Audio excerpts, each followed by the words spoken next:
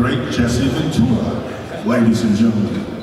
So I'm just going to finish this because I was asked basically to kind of introduce you.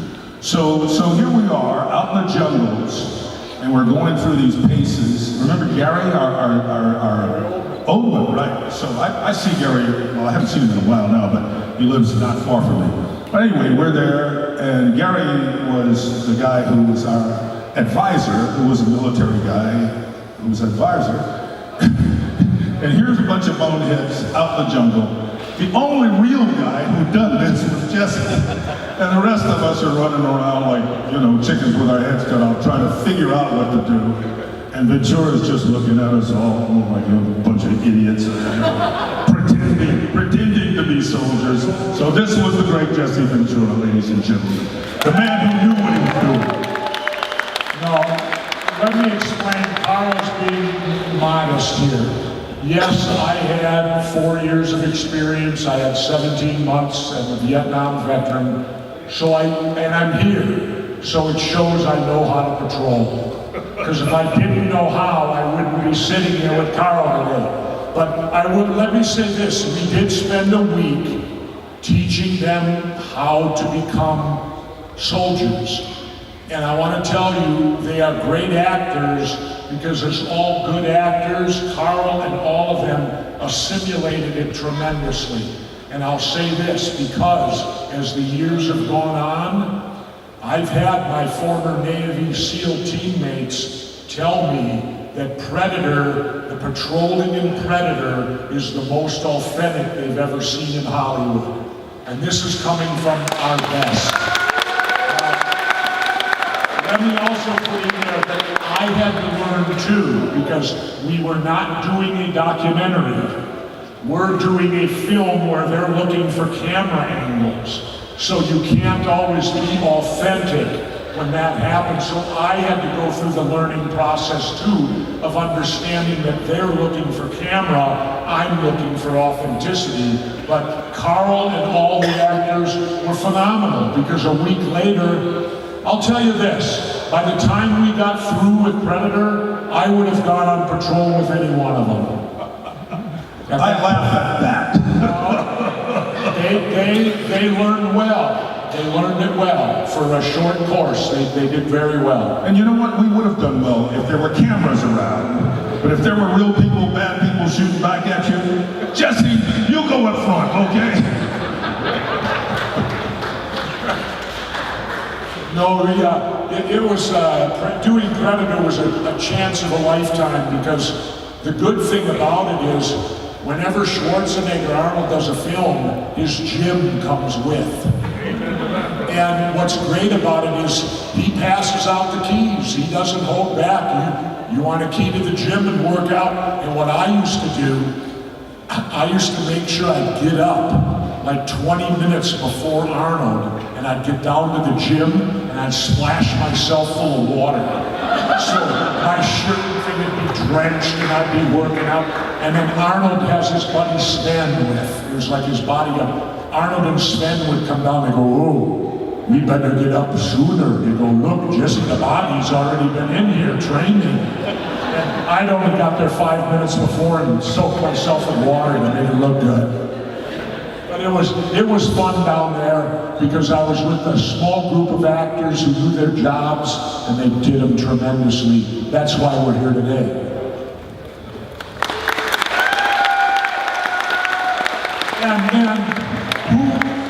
And my character, who else in the world could spit tobacco on Apollo Creed's feet and have him do not a damn thing about it? I bragged about that for years. I said, I'm the only man in the world that can spit on Apollo Creed's shoes and get away with it. Dixon got away with it. Well, you know what? In all, I mean, really, that was really one of the best times I've had making a movie. Because, and I was saying that to this young kid today, and it's true. How could you not enjoy going to hang out in the jungle with a bunch of guys? First of all, we're Puerto Yard. Well, the bad jungle, okay? We're right there in the city in this beautiful little hotel right on the ocean. I mean, it was because you could hear the waves at night. That's how I'd fall asleep, listening to the waves lap up against the beach for 2.5 months. That wasn't bad. But, same wardrobe every day, sweaty, smelling, dirty, and a bunch of guys grab assing. What could be more fun? I mean, we had a great time. At night, tequila. During the day, hey. And we were even getting paid to do this. Get paid to do it. Yep. John McTiernan is sitting down just going, oh my God, what am I doing here? Well, I like to tell the story too, Carl, of my most famous line in the movie, I Ain't Got Time to Bleed, had been cut. It was gone. We weren't doing the scene. And I was very disappointed in that, but then we lucked out because Montezuma's revenge got Arnold. Arnold got sick, and time is money, so they had to resurrect scenes again. They called me at 8 in the morning. They said, can you be at the set in an hour? I said, I'm on hold today. What for? They said, we're going to do I Ain't Got Time to Bleed. I said, I'll be there in a half an hour. I said, I'll be right there. Because I wanted to do that scene. And Carl, you may have forgotten this. Richard Chavez was a veteran. And so Richard and I were in that scene. We both wanted that scene because we were the two guys who were veterans. And we wanted very much to do that scene together. And because Arnold got sick, we were able to do it. So way to go, Arnold, and way to go, Montezuma's Revenge. Well, you know, crazily enough though, that line is one of the most memorable lines in the movie. I ain't got time to bleed. I mean, that's a badass line, you know? And then, on top of that, you did remind me because Richard was the first one to go. Richard? Wasn't Richard? No, it was Shane. It was Shane Black. And trivia, Shane Black wrote Lethal Weapon. I don't know if you knew this. I got a chance to read the original Lethal Weapon while we were shooting. But, you know, this was before they made the movie, and Joe said, you know, this I think maybe is going to be my next movie. And I read this thing, and I sat down at lunch. It was that good. The script, the story was that. I read this thing at lunch, and usually for me, it took me a couple days to read the script, because they're usually not that good, you know? You kind of stumble through them. But man, that was like reading a John D. McDonald novel, you know, just whoa. But yeah, we had some, oh my God, the times we had on that. Bill Duke, and of course Arnold was. The thing I loved about Bill is the biggest pacifist you'd ever meet. I mean, the last thing Bill Duke would ever do would be pick up a weapon and shoot someone. I mean, he was as pacifist as you could be. But I'll tell you what, the day he got to shoot that minigun, I saw a whole different Bill Duke. He came back, his nostrils were flaring out. He was, and I looked at him, and all I did was I smiled a little, and I said, hey, Bill, I said, shooting machine guns is kind of fun, ain't it? And he looked at me, and I said, don't worry, I won't tell your Maharishi or whatever on ya. But I said, it's kind of fun, and Bill smiled and said, it is. And by the way, that gun was the real deal. That normally is mounted on a helicopter.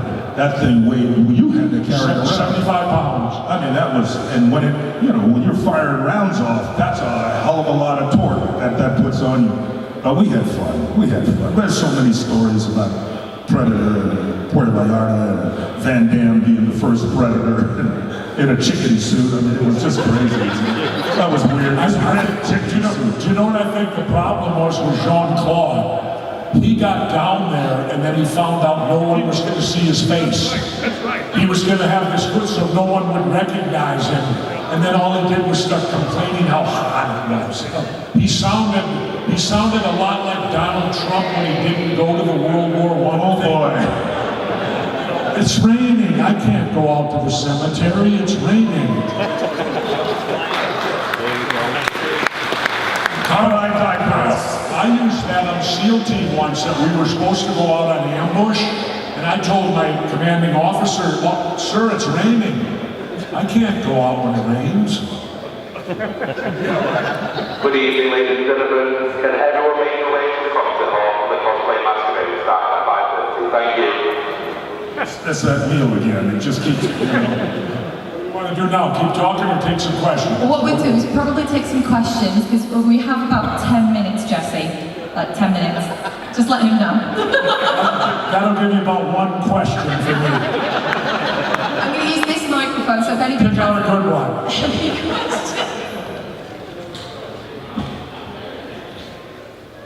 The other thing I'd like to know from Carl, maybe he'll tell us, Carl, I never realized you fathered so many children.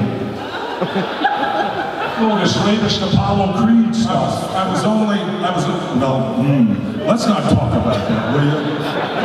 I didn't know I had fathered that many children either. Sometimes you don't know what you don't know. Hi there. My question is for Jesse Ventura. Yes. I heard you on a podcast previously saying that you took Vince to court and sued them, so now you're the only one in professional wrestling with a pension. Would we ever see you back in WWE? Will you see me back in the ring? In WWE, in the wrestling business? At WrestleMania? Ideally. Well, first of all, I got out to LA and I hadn't been out there in a while, and I think Carl can help attest to this. You get off the plane, you go down the baggage claim, and who's waiting for you there? But what the hell is that Levin, those guys? That shit on TV, Hollywood, whatever it is. You know, Levin, the lawyer, where they do all the gossip crap. Honestly, no, I don't. Wait. What's that show? That guy? Oh, with the cameras and all that? Yeah. Well, I get off the plane and they're right there with the cameras. So my attitude is this. If you tell them the truth, they won't like it, so they'll make shit up anyway. So I figure I'd rather just make the shit up to begin with. And that way I put the onus on them. I bullshitted them. Let them deal with it. So when I said that, I heard that WrestleMania was coming to Minneapolis apparently in 2020, I think.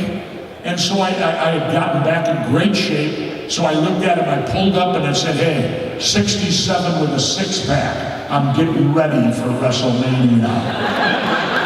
This guy, you're coming out of retirement? You're coming out of retirement? I said, you just gotta wait and see. I don't get in shape for nothing. So to me, it's just playing the media's game back on them. And having been a governor, I know the game well. Anyway, who's next?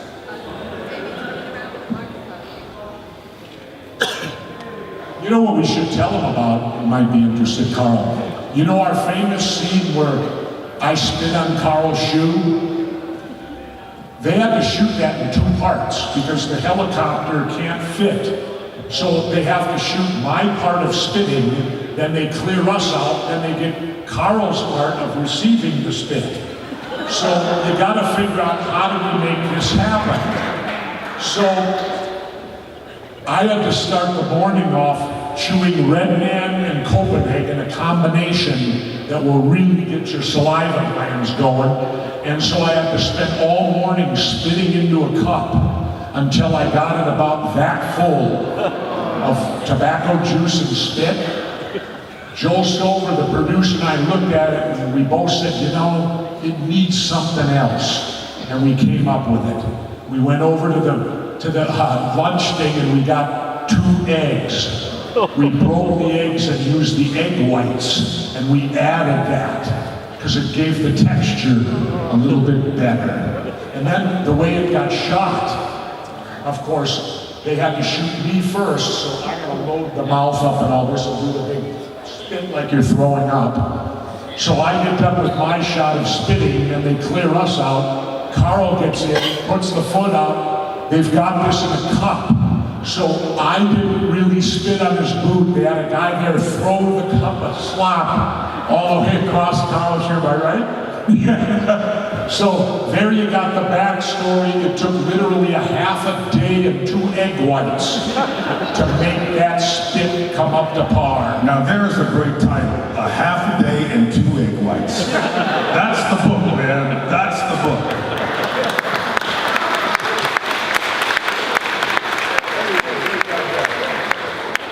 Hi, Hi Carl, this question's for you. Obviously at the beginning of the film Predator, there's an iconic scene where you and Arnold are locked in an arm wrestle.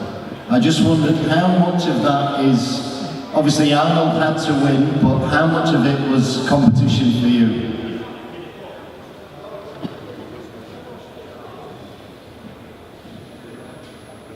What's up, CIA? Got you punching too Oh, many okay. buttons. I had to have an interpreter, I'm sorry.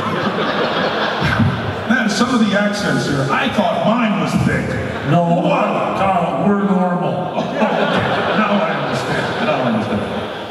How much of it was competition? All of it was competition, and I actually won. But it was written differently, so I had to let him win. Okay? What can I say?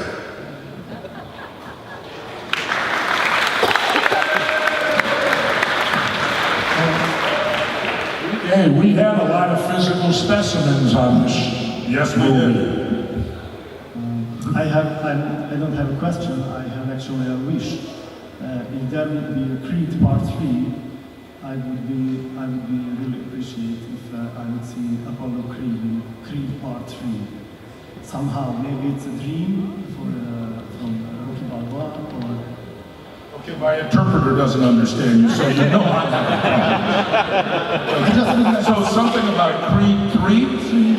Creed 2 just came out. What do I know about 3? If there would be a Creed Part 3, I would like see you in the Part 3. Oh, okay, But well, maybe it's just a dream. It is, he wants to know if you got another sound. yeah, yes.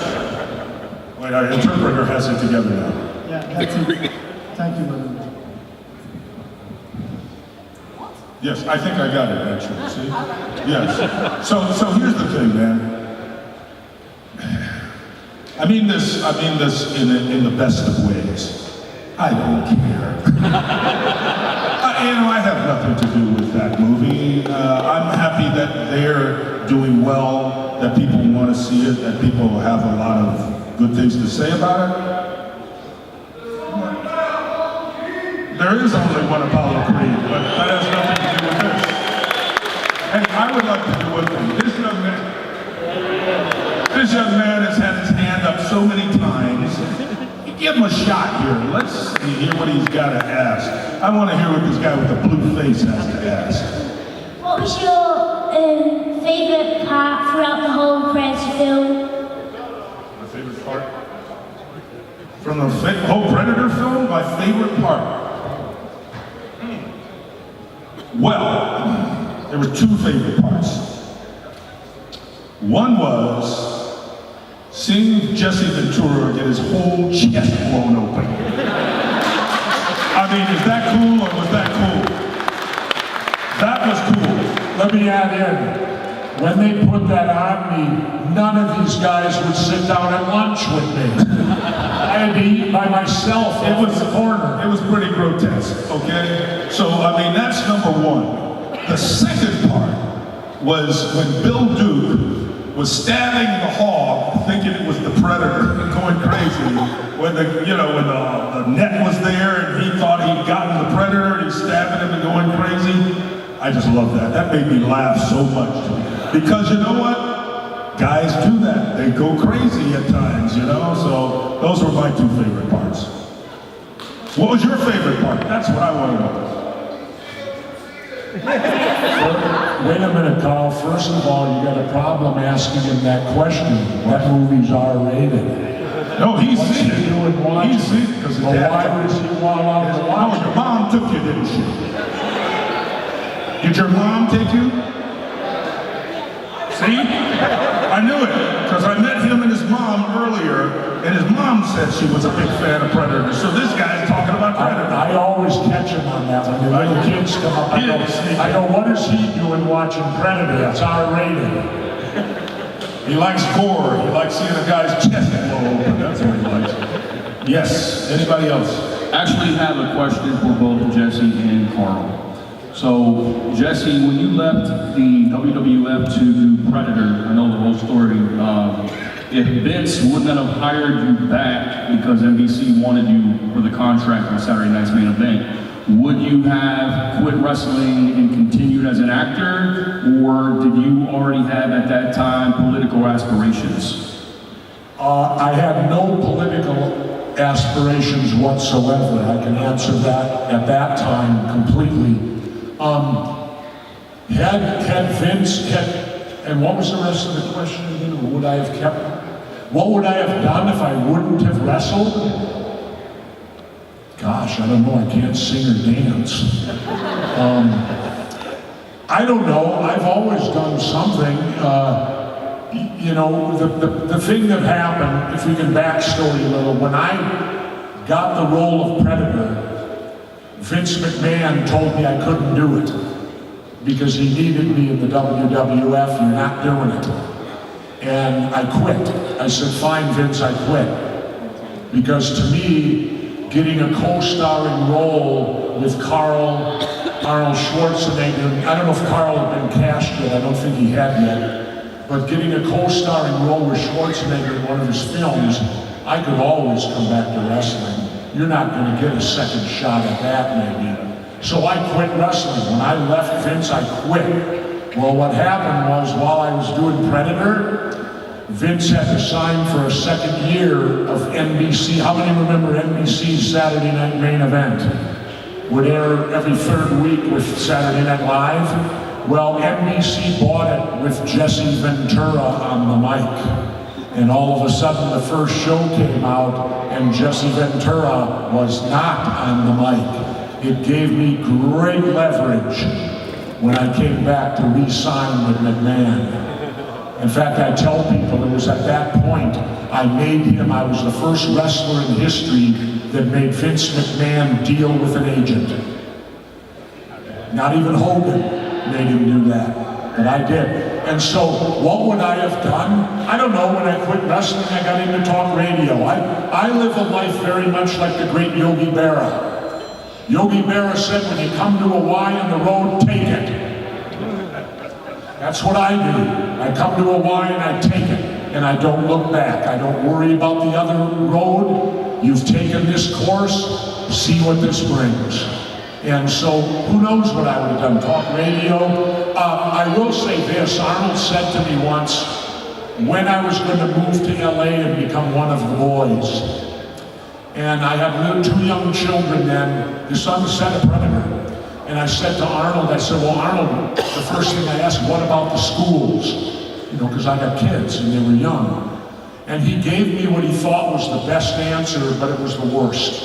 He didn't know it though. He said, Jesse, you don't worry about the schools, you put your kids in private school.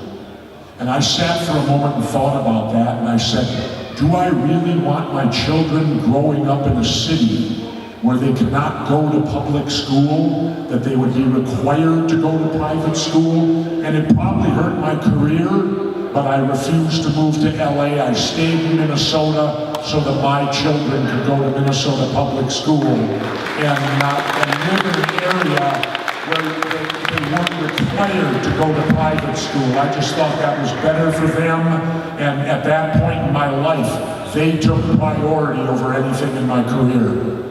The career would survive, but your kids, you only get one shot with them. Wise words.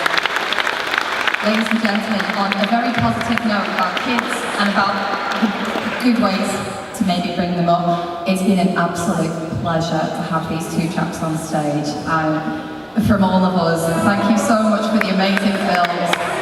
Thank you for the awesome memories of watching it. Everybody get up and cheer Carl Weathers and Jesse Ventura. Thank you. Big way to end the night. Thank you very much. Very much. And if I run for president, I want all the English votes. Mail them across the sea. Send them in by mail instead of ballots by mail. By God, I'll win England. How many electoral votes you guys got? Ladies and gentlemen, thank you so much for such an awesome day on the panels. Thank you for all the questions, and I'm so sorry to everybody who didn't get to ask questions. They're going to be here tomorrow as well, so if you want to come back and speak to them, I'm sure that they'll have the time to. I know Jesse will. competition is coming up next, and we are back here doing it all again tomorrow morning. So from the bottom of Monopoly's heart, thank you so much for coming, and we'll see you tomorrow.